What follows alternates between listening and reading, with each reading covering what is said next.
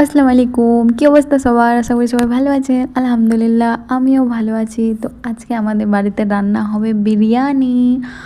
আর তাই এই কারণে আনামের বাবা আমাকে বলছে দোকান যাও, আমাকে ভালো মতো চা বানিয়ে খাওয়া, কারণ বিরিয়ানিটা ও রান্না করবে আর ওর হাতে বিরিয়ানি জাস্ট অসাধারণ। এই কারণে আমিও চলে আসলাম দোকান। এখান থেকে দুধ নিয়ে যাব আর বিস্কিট।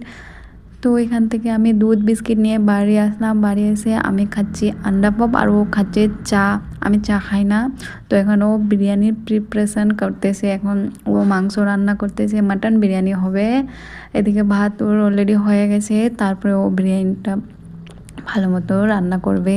আর সত্যি বলছি, ওর হাতের রান্না মানে কি বলবো, অমৃত।